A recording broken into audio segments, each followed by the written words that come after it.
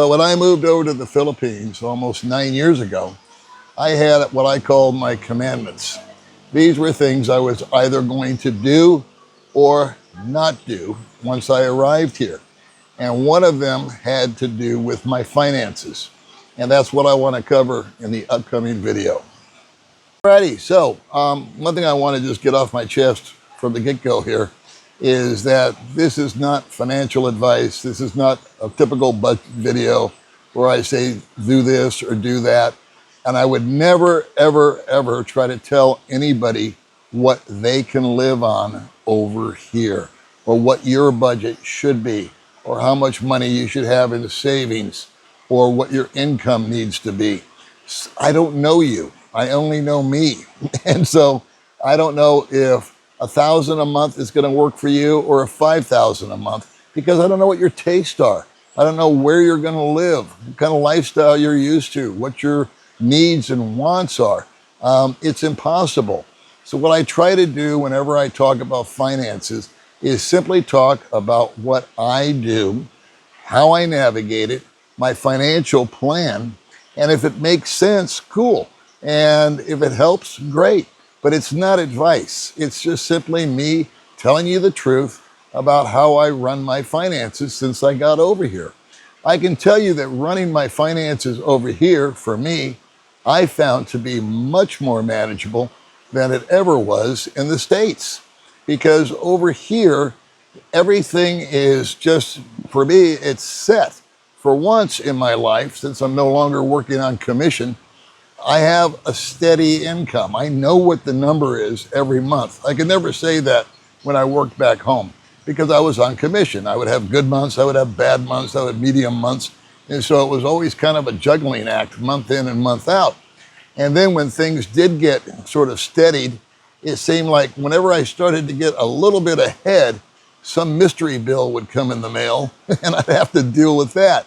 It was property tax or car registration I forgot about was due. Always something seemed to be going out the window the minute I had something parked. Fortunately for me, that's never happened to me once while I've lived over here. And a lot of that is just by the grace of God.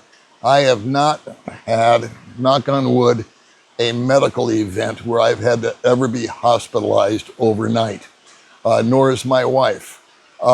We've had no major accidents in the bikes or the cars or anything like that. There's been no big blow-ups or explosions. It's always just been steady Eddie. Now, I'm a realist. I know that that day is coming. And so that's part of the reason, or a majority of the reason, as to why I conduct myself the way I do with my finances. Here's my rule. When I moved over here, I told myself, okay, Paulie boy, you know how much you're getting every month. Don't do anything but live under that number. Now, when I moved over here, the number I think on my Social Security, and that was my only income, was $1,700, and I want to say $1,747. For some reason, that sounds right to me. I don't honestly remember, but it was close to that. All right, so what did I do? I set up a budget of $1,500 a month, and that was all in. It's rent, food, gas, going out, staying home, doing this, not doing that. Didn't matter. Electric bill, things that fluctuated. I would make adjustments. I would always set aside money. I would take out my money once a month. I still do. And once I take that money out, I do envelopes. I set aside the rent. I set aside the electric. And I get that, and then the rest is mine to use as I see fit. And so I've modified that a lot since over the years here. I've learned sort of how to shop better, store better, buy in bulk, but I won't get into all those little details. I'll just tell you that at that time, when I was getting $1,747, I think I said, $247 was going into savings. When I arrived in the Philippines, I had $6,000 cash in my pocket and $8,000 in the bank back home as my emergency fund. And I have set up prior to coming that I could transfer that money at any point in time. And that's what I did with my Social Security check. When my Social Security check would hit at 1747 back then, I would move over 15. Well, since then, there's been COLA increases. Right now, the peso's at an all-time high, so the buck is going a lot further. And the exchange rate has consistently gone up since I moved over here. I remember dancing in the streets when it hit 50, because when I got here, it was 47. And now it's 58, tapping on 59 and 60. But what goes up must come down, so I don't rely on that. But one thing I do is when the rate gets really high like it is right now, I move over a lot more money than my budget. And I take that excess money and I put it into a bank here. And now I've got a double layer of protection. We have a joint account, my wife and I, and that has grown a lot over the last few years. And because whatever the rate goes up, we bring an extra grand over, we put that away. And that's actually set up for a house build for my wife in the future, but that's another video. Anyway, I feel highly motivated to express to you, again, I don't want to give you advice, but you having a secondary source of income in country or ability to get to funds here instead of just one place. I guess it's the proverbial plan B. Really makes me sleep better at night. My wife and I could live probably for the next 9 or 10 months just on what we've got saved over in our little joint account by moving over extra money when the rate is high. And it just makes financial sense to me. Get it while it's getting good. Make hay while the sun shines. Save that money and park it. Put it away. Don't be tempted by it. This month, we've had an interesting little dynamic happen where we actually did go over budget. Oh, my monthly budget now is $2,000 a month. And my check is still a couple, $300 above that. So we still set that aside. And 3 years ago, 3 years ago, I got monetized on YouTube. It took me 1 year of doing YouTube. I started YouTube 2 years into my journey here. And it took 1 year of just doing videos for fun, friends, before I actually got monetized. So first year of YouTube, zippity doo dah. And then after that, I started to receive income from YouTube, and that revenue has gone into our bank account here. And so that is what we'll be using for the house build in the future. We already own the land. We bought that a couple of years ago because the price was right and it was the right thing to do. I bought it from a person that was in need, and he was in need of cash. I was in need of land. We agreed to agree, and that thing took off and has been sitting there. One of the rules that I made when I purchased that land was, okay, I'm not going to do anything until I replace that money, and then we'll move forward once again. And so I think last year we were able to break even on that and bring us up to speed there. Now, here's the biggest crisis that I've had since I've lived here financially. And most of it was voluntary, and one little item was involuntary. The last few months, my wife's father has taken ill, and it got down to a point to where he was hospitalized. He has a serious condition brought on by bad diet, diabetes. He had a mini stroke. And so myself and my brother-in-law, we inked up and we paid his hospital bill, about a total of about 50,000 pesos. And so we were glad to do it, but that came out of the monthly budget. And then 2 days ago, our refrigerator broke. So we had to replace that yesterday. And that was almost 20,000 pesos. So there's my big financial explosion for the month where I went over budget and I didn't get to save a dime. That took the wind out of my sails for about 2 seconds because I said, oh, well,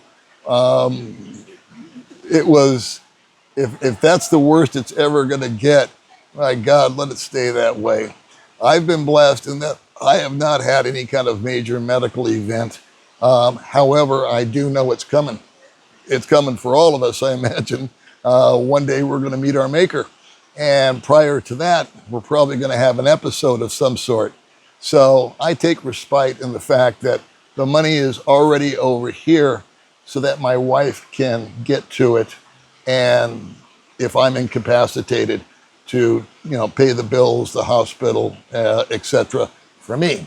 And the same for her. If something were to happen to her and there was a meltdown in America or an electronic problem where I couldn't access my account back home, we do have funds here. We've set it up so that we have approximately 10 months to maybe a year, if we stretch it, without any problems of income over here.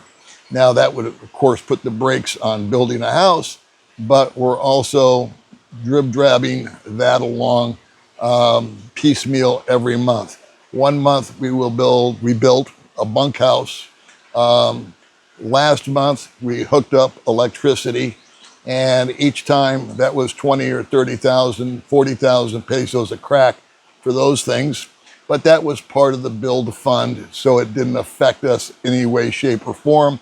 We had set aside for that. One of the little things that I said that I would never do is buy anything that I couldn't pay cash for. I was done with payments. It seemed like my life in America revolved around payments. Credit card payments, car payments, house payments, this payment, that payment. The only payment that I'm responsible for over here is my rent. And hopefully in a year, 2 years, whatever it takes, when the house is built, there'll be no rent. There'll be none. Hopefully we'll be able to install solar, so there'll be no electricity. And hopefully that'll be the legacy that I can leave for my wife, that she will have free and clear rent, free and clear electric, and if things really go right, we'll have a couple of rental properties on our property also. So that's the big game plan. But getting back to the minutia and the details is I've watched a number of guys operate the opposite of me. And I'm not judging them, even though I'm very judgmental. Actually, I am judging them because I compare them to me. And I think, you know what, if I can do it, and I'm one of these guys that when I lived in the States, I was a big shot. I'd pick up the check. Let's all go for sushi. $300, no problem. I got it. Well, where are those people now? More importantly, where's that money now? It's up in the wind. I shouldn't have ever done that. So I don't do that here. Do I pick up a check? Sure. But it's not for $300. It's for coffee or lunch. So putting the throttle on the difference between wants and needs is, I think, extremely, extremely important in my life. I ask myself this question: do I need it or do I want it? And if I need it, I buy it. If I just want it, I don't. I got one pair of shoes. You know why? Because they're not worn out yet. So when they break, that's when I go buy new shoes. I got one set of flip-flops. I don't need three. I don't need three different colors of flip-flops. I got the one. They're on my feet right now. I'd show you if you want to see my ugly feet. But that's the thing. The Philippines has offered me an opportunity not to be a victim of circumstances. Inflation has gone up here. However, it has not been the impact. My rent didn't get raised. My landlord's totally cool. She's happy with the money that we pay her because we pay her on time or early, month in and month out. I don't think it's even crossed her mind to raise our rent. So that's not been an issue. Gasoline has gone up, especially recently, but it wasn't that big of a deal. It cost me an extra $6 or $7 to fill up my car. Speaking of cars, when I bought the car, I paid cash. They were wanting us to finance it because that's where they make their money.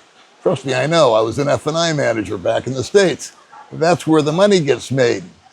But no. And I had a new resolution before I bought the car. Before I bought the car, I said, I'm not going to buy that car until I can buy 2 of them. So I was fully funded to buy that car for cash a year before I bought it. And it wasn't until a year later that I knuckled down and I said, okay.